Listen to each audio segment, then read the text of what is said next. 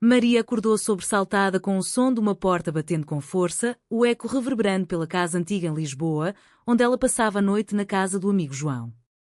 Era Ana, a irmã mais velha de João, que entrava furiosa, os olhos vermelhos de raiva, gritando que havia descoberto algo imperdoável sobre a própria família, uma traição que envolvia segredos guardados por anos. Mas o choque maior veio quando Ana, em meio ao caos emocional, se virou para Maria e, com uma voz trêmula, confessou que sempre sentira algo por ela, transformando uma simples noite de companhia em um abismo de sentimentos proibidos que ameaçava destruir tudo ao redor. Maria piscou várias vezes, tentando processar o que acabara de acontecer. Ela havia chegado à casa de João na véspera, após uma discussão feia com os pais em casa. João, seu melhor amigo desde a universidade, oferecera o sofá da sala para ela passar a noite, mas ele precisara sair cedo para um compromisso de trabalho, deixando-a sozinha com Ana, que morava ali também. Ana era uma presença constante na vida de Maria, sempre educada, mas distante, uma advogada de 28 anos, confiante e independente, que gerenciava o escritório da família com mão de ferro. Maria, aos 25, ainda lutava para encontrar seu lugar no mundo, trabalhando como designer gráfica freelance, dividida entre as expectativas dos pais conservadores e seus próprios desejos confusos. A confissão de Ana veio como um raio. Elas estavam na cozinha, preparando um café da manhã improvisado, quando o telefone tocou. Ana atendeu, e sua expressão mudou de calmaria para fúria em segundos. Era a mãe delas, revelando que o pai havia escondido uma dívida colossal de negócio familiar, algo que poderia levá-los à falência.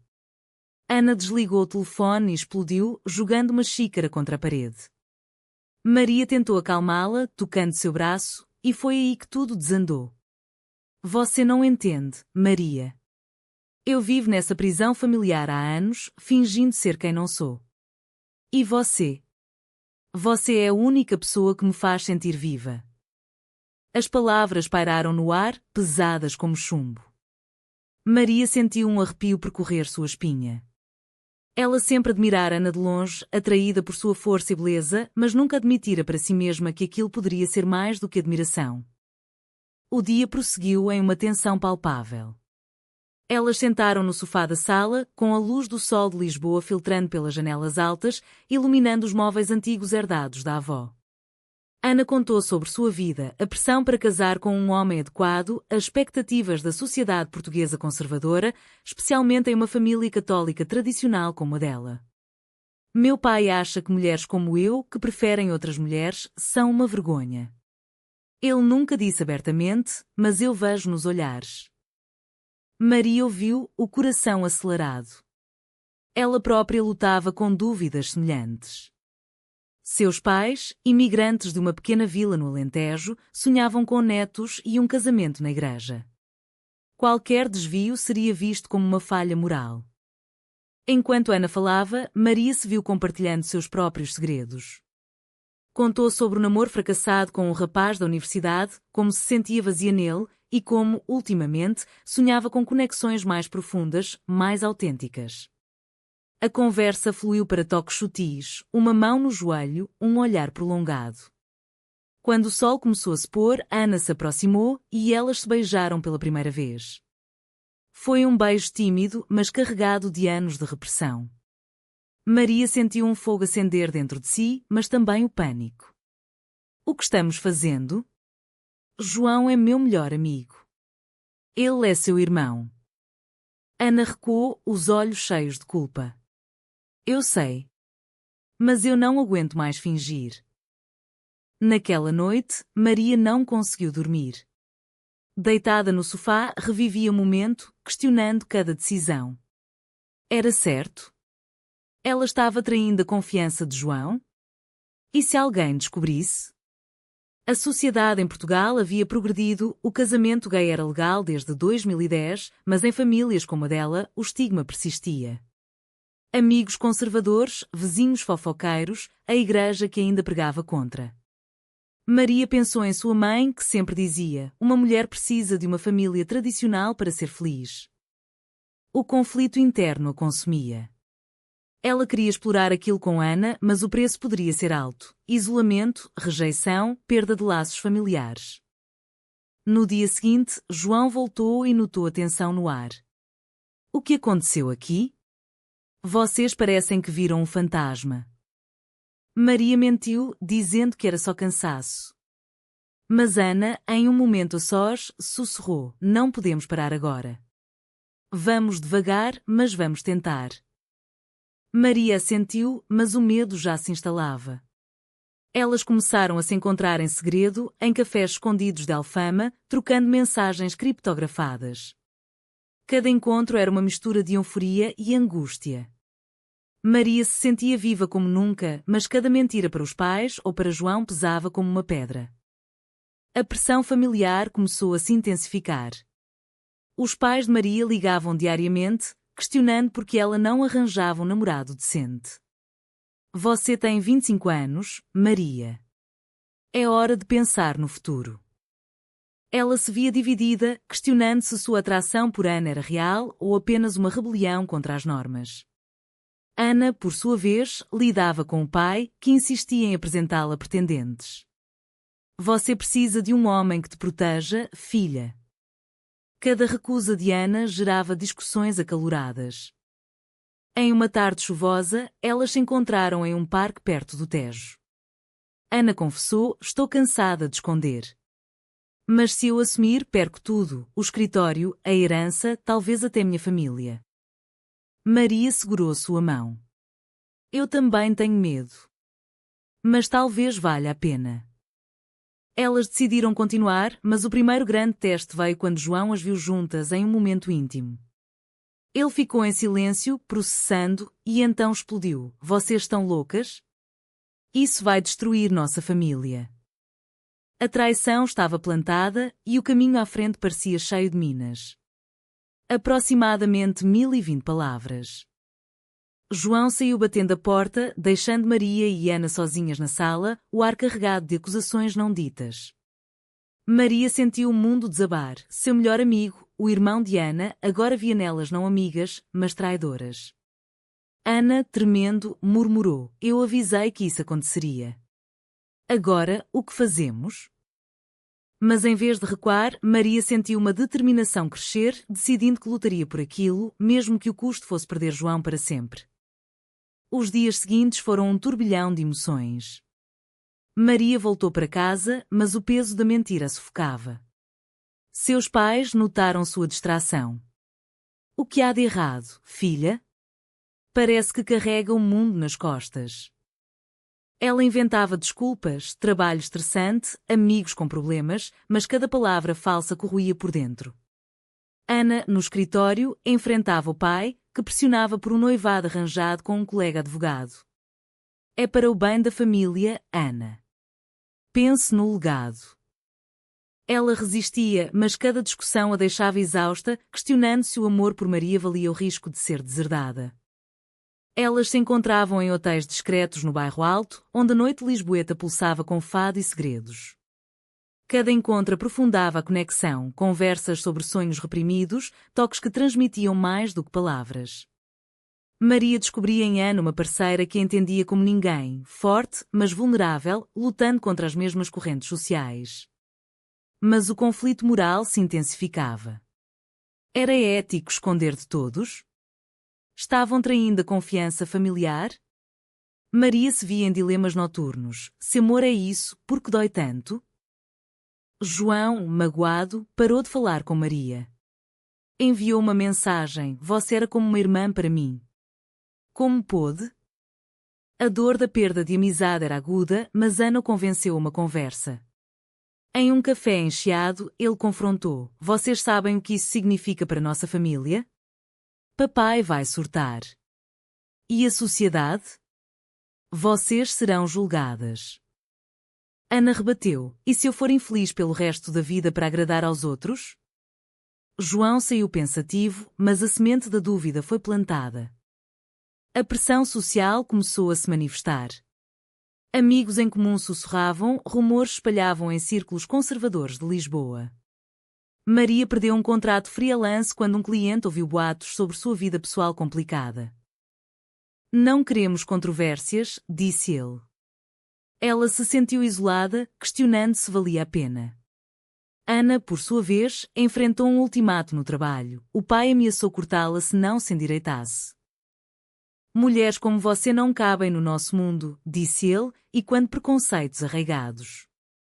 Em meio ao caos, elas encontraram momentos de paz. Uma viagem secreta para Sintra, onde passearam pelos palácios, rindo como adolescentes. Ali, Maria confessou: eu te amo, Ana. Mas tenho medo de nos destruir. Ana respondeu: o amor sempre tem um preço. O que estamos dispostas a pagar? Elas decidiram assumir para si mesmas, mas o mundo externo batia à porta. Uma noite, a mãe de Ana descobriu mensagens no telefone dela. O confronto foi brutal. Como você pode fazer isso conosco? Isso é contra Deus. Ana chorou, defendendo-se. É quem eu sou, mãe. Por que não pode me aceitar? A mãe saiu, deixando Ana arrasada. Maria a consolou, mas o incidente as forçou uma escolha: continuar escondidas ou enfrentar as consequências. Maria, em casa, debateu internamente. Seus pais, devotos católicos, veriam aquilo como pecado. Ela imaginava a decepção nos olhos da mãe: criei você para ser uma boa mulher. O mau Thanos a atormentava, era certo desafiar tradições por felicidade pessoal? Ela leu artigos sobre direitos LGBT em Portugal, mas a teoria colidia com a realidade familiar. João, aos poucos, começou a amolecer. Em uma ligação, admitiu: eu não entendo, mas vejo que Ana está feliz com você.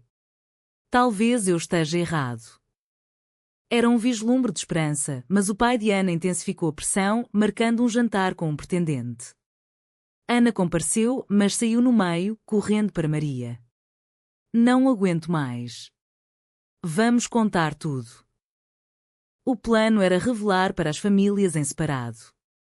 Maria começou pelos pais, em uma janta tensa. Mãe, pai, eu gosto de mulheres. Estou com Ana. O silêncio foi ensurdecedor, seguido de lágrimas e acusações. Você nos envergonha.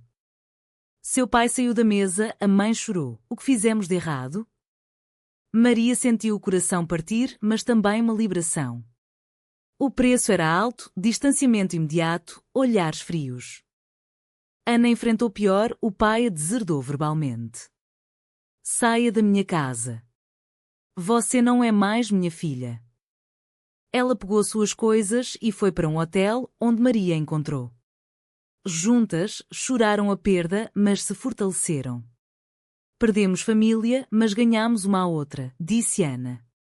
No entanto, a sociedade não parava, amigos se afastaram, comentários online ferinos surgiram. Maria perdeu mais trabalhos, Ana lutava por clientes independentes. O stress testava o relacionamento, com brigas sobre quem cederia. Talvez devêssemos parar, sugeriu Maria uma vez, mas Ana negou. Não. Lutamos por isso. O alto trau estava se aproximando, com decisões que definiriam tudo. Aproximadamente 980 palavras. O pai de Ana bateu na porta do hotel onde elas estavam, furioso, exigindo que Ana voltasse e corrigisse sua vida, ameaçando cortar todo apoio financeiro. Ana, com lágrimas nos olhos, fechou a porta na cara dele, mas o ato deixou abalada, percebendo que a rejeição familiar era irreversível. Maria, ao lado, sentiu a culpa. Foi por minha causa? Mas Ana a abraçou. Não. Foi pela verdade.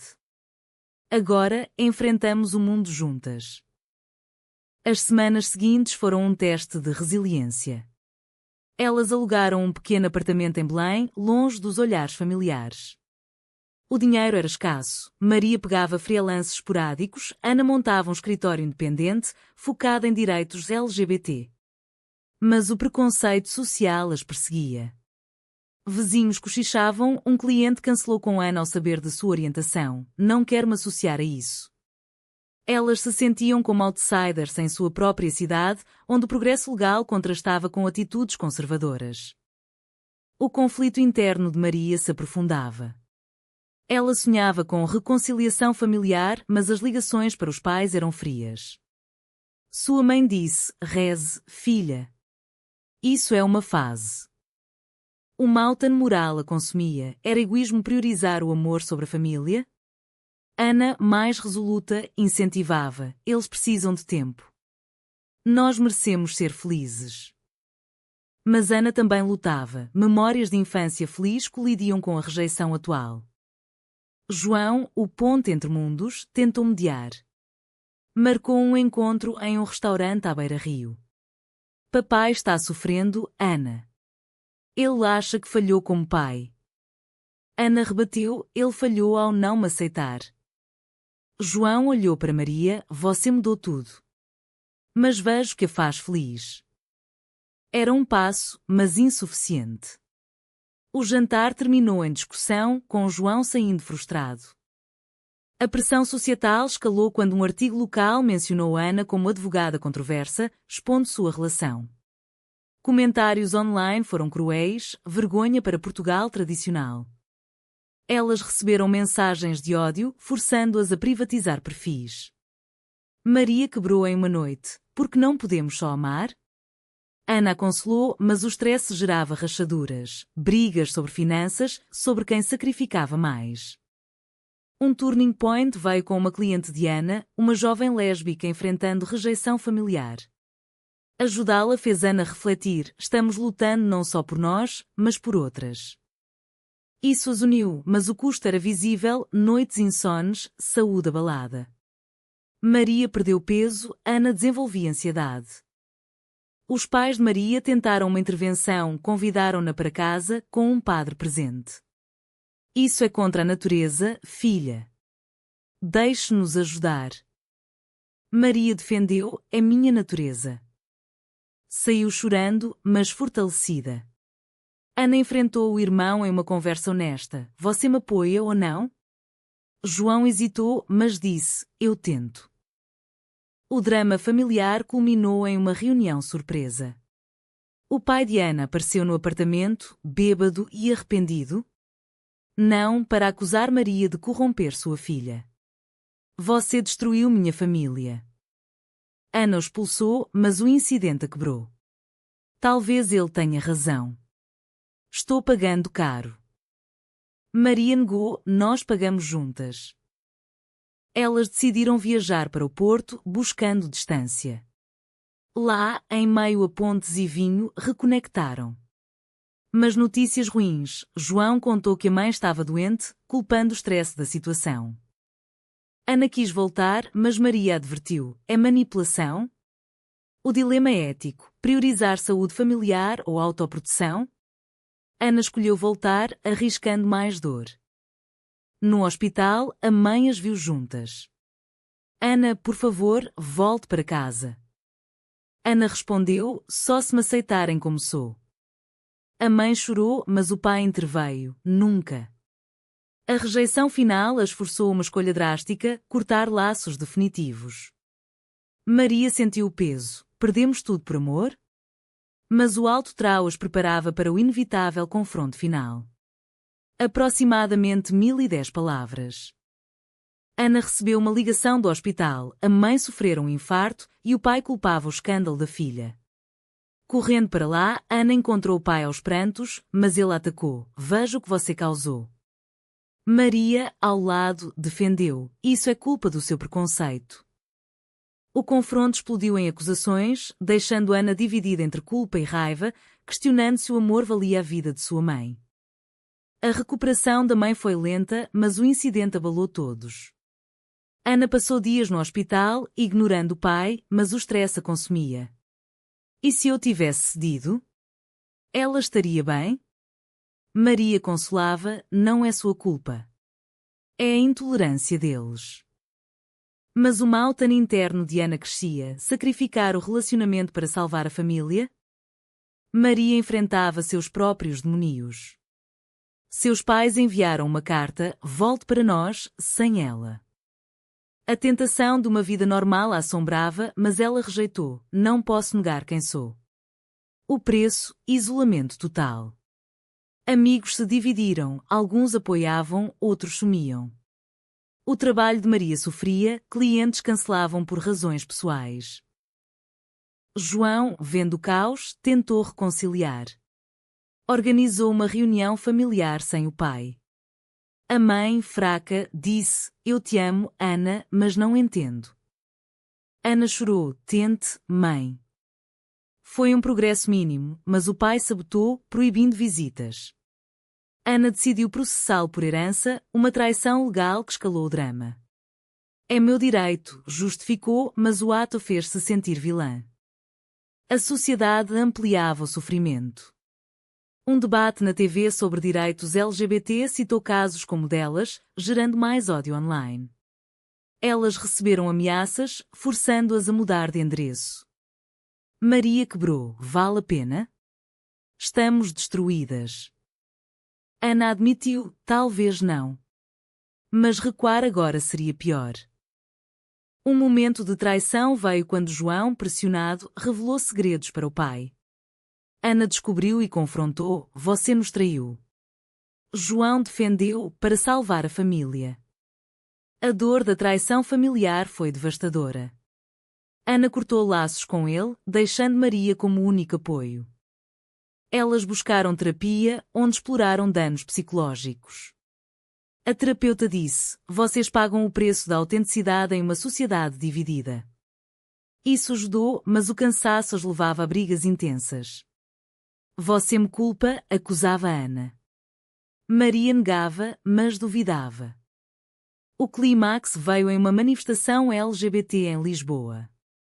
Elas participaram, sentindo empoderamento, mas o pai apareceu, gritando publicamente: "Você me envergonha." Ana rebateu no microfone: "Você me envergonha com seu ódio." O vídeo viralizou, dividindo opiniões. Apoio veio de estranhos, mas a família se fragmentou mais. Ana perdeu o processo de herança, financeiramente arruinada. Maria vendeu bens para ajudar, sacrificando sonhos. Isso é amor? Constantes perdas? O questionamento as levou a uma separação temporária. Ana foi para o Algarve refletir. Maria ficou, lutando sozinha contra a depressão. Na ausência, elas perceberam o valor uma da outra. Ana voltou: "Não posso viver sem você, mesmo com o custo." Reconciliaram, mas o dano era permanente. Famílias distantes, amizades rompidas, carreiras abaladas. O despertar vinha, talvez a luta valesse para um futuro melhor. Maria encontrou uma carta anônima na porta: "Vocês destroem famílias tradicionais." Assustada, mostrou a Ana, que explodiu: "Chega. Vamos lutar ou fugir?" Elas escolheram confrontar, marcando uma última reunião familiar, mas o pai recusou, selando o rompimento definitivo. Ana, chorando, disse: "Perdi minha família por você." Maria respondeu: "E eu por você. Mas ganhamos liberdade." Os meses finais foram de reconstrução. Elas montaram uma ONG para apoio LGBT, canalizando dor em ação. Ana advocava pro bono, Maria criava campanhas. O sucesso veio devagar, com histórias de outros inspirando-as.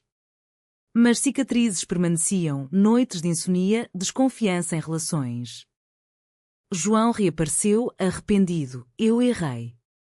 Posso tentar de novo?" Ana perdoou parcialmente, mas a confiança era frágil. A mãe, recuperada, enviou uma mensagem: "Pensa em você." Era um fio de esperança, mas o pai permanecia intransigente. A sociedade evoluía ao redor, mais aceitação em Lisboa, mas bolsões conservadores resistiam. Elas enfrentavam debates públicos, defendendo direitos, pagando com exposição emocional. Maria refletia: "Cada vitória custa uma parte de nós." Em um aniversário, elas celebraram em particular, no Tejo. Ana propôs: "Casamos?" Para mostrar que sobrevivemos. Maria aceitou, mas o casamento foi pequeno, sem famílias. A cerimônia simbolizava triunfo, mas também perdas. Anos depois, elas olhavam para trás, relacionamentos fortalecidos pela adversidade, mas marcados por traumas. Amigos novos preenchiam vazios, mas o preço pago, isolamentos, carreiras alteradas, saúde mental, era indelével. Maria escreveu um livro sobre sua jornada, Sparking Debates, Amor versus Tradição. Ana continuou lutando legalmente, ajudando outras. O despertar coletivo vinha, mas pessoalmente, questionavam escolhas. No fim, sentadas em um banco em Alfama, Ana perguntou: faria tudo de novo? Maria sorriu: sim. A dor nos tornou quem somos. Mas a dúvida pairava: o amor justificava tanta destruição? Será que priorizar o amor individual sobre obrigações familiares é sempre a escolha certa, ou às vezes uma forma egoísta de traição?